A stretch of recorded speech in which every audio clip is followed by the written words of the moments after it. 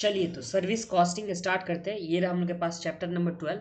इसमें हम लोग यहाँ पे देखने वाले हैं कौन सा कॉस्टिंग, तो सर्विस कॉस्टिंग हम लोग यहाँ पे देखने वाले चैप्टर का नाम। ठीक है, ये रहा।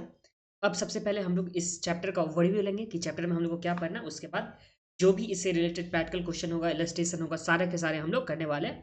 प्लस में थ्योरी पार्ट भी कुछ करेंगे। ठीक है, तो यहाँ पे देख लीजिए, ये रहा हम लोग के पास चैप्टर ओवरव्यू। यहाँ दे रखा हुआ है चैप्टर ओवरव्यू। इसमें हम लोग को क्या पढ़ना है, तो सबसे पहले ये रहा हम लोग के पास सर्विस कॉस्टिंग। इसमें सबसे पहला जो पढ़ना है वो एप्लीकेशन ऑफ सर्विस कॉस्टिंग, मतलब सर्विस कॉस्टिंग किस इंडस्ट्री में लगता है। ठीक है, फिर उसके बाद हम लोग को पढ़ना है service costing versus product costing. यहाँ पे सर्विस कॉस्टिंग क्या होता है, प्रोडक्ट कॉस्टिंग जो अभी तक हम लोग पढ़ते आ रहे हैं वो क्या होता है। फिर method of ascertaining the service cost unit, तो किस तरह से हम लोग कौन से मेथड को यूज करके इसके एलिमेंट को हम लोग यहाँ पे सर्विस कॉस्ट यूनिट को आइडेंटिफाई करेंगे। जिसमें हम लोग के पास दो यहाँ पे मेथड हो गया, एक हो गया कंपोजिट यूनिट, एक हो गया इक्विवेलेंट यूनिट। फिर यहाँ पे सर्विस कॉस्ट स्टेटमेंट, तो इस स्टेटमेंट में हम लोग देखेंगे कि हाँ कौन सा, जैसे हम लोग इनकम स्टेटमेंट देखते थे उसी तरह से यहाँ पे सर्विस कॉस्टिंग एलिमेंट भी देखेंगे, स्टेटमेंट भी देखेंगे। फिर यहाँ पे कॉस्टिंग ऑफ द सर्विस, जिसमें हम लोग को ट्रांसपोर्ट का देखना है, होटल एंड लॉज का देखना है, हॉस्पिटल का देखना है, आईटी एंड आईटीज का देखना है, टोल रोड्स का देखना है, फिर एजुकेशन इंस्टीट्यूट का देखना है, फिर इंश्योरेंस का देखना है, फाइनेंशियल इंस्टीट्यूट का देखना है और अदर्स का। ये सब हम लोग को यहाँ पे सर्विस कॉस्टिंग में देखना है। तो सबसे पहले आप लोग को चैप्टर ओवरव्यू समझ में आ गया। देखिए सर्विस कॉस्टिंग में सबसे पहले हम लोग देखेंगे सर्विस कॉस्टिंग का एप्लीकेशन कहाँ कहाँ पे है। फिर यहाँ पे सर्विस कॉस्टिंग क्या होता है, प्रोडक्ट कॉस्टिंग क्या होता है, फिर इसके मेथड के बारे में हम लोग जानेंगे, फिर सर्विस कॉस्टिंग स्टेटमेंट जानेंगे, और यहाँ पे डिफरेंट डिफरेंट इंडस्ट्री के जो भी हम लोग के पास दे रखा हुआ है उसका हम लोग कॉस्ट निकालना देखेंगे और इसके मेथड भी हम लोग देखेंगे। ठीक है, ये हम लोग के पास हो गया सर्विस कॉस्टिंग। एक बार हम लोग देख लेते हैं कि सर्विस कॉस्टिंग क्या होता है, कि कौन से इंडस्ट्री को हम लोग यहाँ पे कवर करने वाले हैं, वो यहाँ पे चलिए देख लेते हैं। तो यहाँ देखिए सबसे पहले क्या बोला कि service sector being fastest growing sector and having a significant contribution towards the GDP of India is very important sector where the role of the cost and the management accounting is inevitable। तो ये हम लोग के पास क्या बोला कि हाँ चलो हम लोग के जीडीपी में है, जो भी हम लोग के पास जीडीपी का एक मेजर पार्ट कहाँ से आता है, तो सर्विस सेक्टर से आता। ये यहाँ पे सबसे पहले बोला सर्विस सेक्टर में यहाँ पे बहुत सारा यहाँ पे प्रोवाइडर हो गया, जैसे ट्रांसपोर्ट हो गया, होटल हो गया, फिर फाइनेंशियल सर्विसेज हो गया, बैंकिंग हो गया, इंश्योरेंस हो गया, इलेक्ट्रिसिटी जनरेशन हो गया, ट्रांसमिशन हो गया, डिस्ट्रीब्यूशन हो गया। ये सब यहाँ पे हम लोग के पास सर्विस कॉस्टिंग का यहाँ पे एग्जाम्पल दे रखा हुआ था।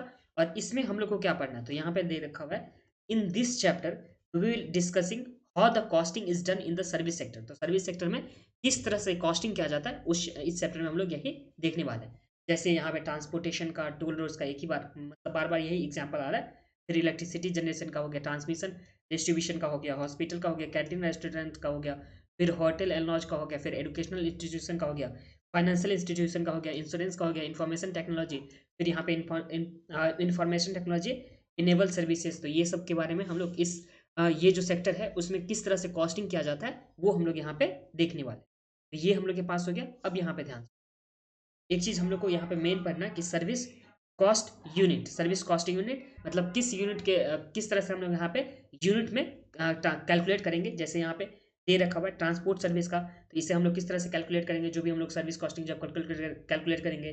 तो ट्रांसपोर्ट जैसे सर्विस हो गया, तो एक तो पैसेंजर का ट्रांसपोर्ट हो सकता है या क्या हो सकता है, गुड्स का ट्रांसपोर्ट हो। जब पैसेंजर का ट्रांसपोर्ट होगा in public transportation, passenger kilometre में हम लोग यहाँ पे निकालेंगे, जो भी यहाँ पे कॉस्ट होगा वो पैसेंजर किलोमीटर में निकालेंगे। अगर यही गुड्स कैरेज होगा तो उस टाइम में हम लोग क्विंटल किलो मीटर क्या किलोमीटर में हम लोग निकालेंगे। फिर यहाँ पे टन किलोमीटर में हम लोग निकालेंगे, ये हो गया।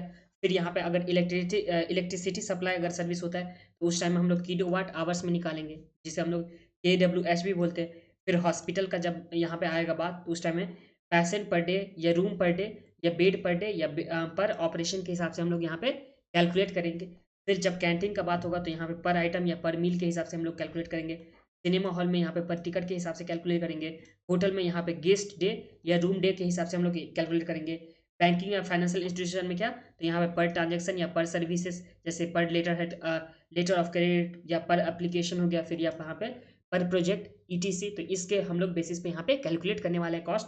फिर यहाँ पे एजुकेशनल इंस्टीट्यूशन होगा तो उस टाइम में पर कोर्स के हिसाब से, पर स्टूडेंट के हिसाब से, पर बैच के हिसाब से, पर लेक्चर के हिसाब से कैलकुलेट किया जाएगा। IT एंड IT इंडस्ट्री होगा तो यहाँ पे कॉस्ट पर प्रोजेक्ट या पर मॉड्यूल के हिसाब से होगा। फिर अगर इंश्योरेंस यहाँ पे कंपनी होगा तो उस टाइम में पर पॉलिसी या पर क्लेम या पर टीपीए के हिसाब से हम लोग यहाँ पे क्या करने वाले हैं, कैलकुलेट करने वाले हैं। तो यहाँ पे यूनिट क्या होगा, देखिए सर्विस सेक्टर में कौन से इंडस्ट्री का, कौन से यहाँ पे जो सेक्टर है उस सेक्टर का किस तरह से, जो सर्विस सेक्टर हम लोग के पास हो गया उसमें इंडस्ट्री जो है, उस इंडस्ट्री में हम लोग किस तरह से यहाँ पे कैलकुलेट करते हैं उसके यूनिट को, वो यहाँ पे दे रखा हुआ था। तो ये थोड़ा इंपॉर्टेंट है, इसे आप लोग देख लीजिएगा, ये एमसी उसमें आ सकता है। जो थ्योरी पार्ट होता है ना उसमें 4 का यहाँ पे नाम दे देगा, उसमें बोलेगा कि हाँ हम लोग को बताना होगा कि क्या चीज़ इसका यूनिट क्या है। तो उस केस में आप लोग को ये काम आएगा। तो इस टेबल को इंपॉर्टेंट मार्क करके रख लीजिए और आप लोग लर्न भी कर लीजिएगा, ठीक है। एक बार मैं आप लोग को फिर से ये रिवाइज करा देता हूँ। देखिए सबसे पहले ट्रांसपोर्टेशन सर्विस होगा, उसमें पैसेंजर किलोमीटर के हिसाब से, जब पब्लिक ट्रांसपोर्टेशन होगा उस टाइम में, और क्विंटल किलोमीटर के हिसाब से या टन किलोमीटर के हिसाब से गुड्स कैरेज होगा उस केस में।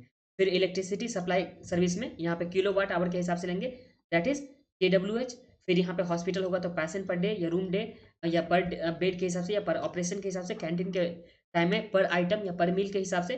फिर जैसे सिनेमा हो गया तो उस टाइम में पर टिकट के हिसाब से, होटल हो गया तो गेस्ट रूम या रूम डेज के हिसाब से। फिर यहाँ पे बैंक या फाइनेंशियल इंस्टीट्यूशन होगा तो उस टाइम में पर ट्रांजेक्शन या पर सर्विसेज, जिसमें लेटर ऑफ क्रेडिट का हो गया या पर एप्लीकेशन हो गया या पर प्रोजेक्ट के हिसाब से हम लोग को यहाँ पे करना है। फिर एजुकेशनल इंस्टीट्यूशन में पर कोर्स के हिसाब से या पर स्टूडेंट या पर बैच या पर लेक्चर के हिसाब से होगा। फिर यहाँ पे IT एंड IT सर्विस में कॉस्ट पर प्रोजेक्ट या पर मॉड्यूल के हिसाब से होगा। इंश्योरेंस कंपनी में हम लोग इंश्योरेंस जो भी इंडस्ट्री होगा उसमें पर पॉलिसी या पर क्लेम या पर TPA के हिसाब से यहाँ पे किया जाएगा यूनिट को कैलकुलेट, ठीक है। तो ये हम लोग के पास आ गया था। अब नेक्स्ट वाला जो हम लोग के पास दे रखा है, method of ascertaining the service costing, वो हम लोग नेक्स्ट वाले वीडियो में देखने वाले हैं।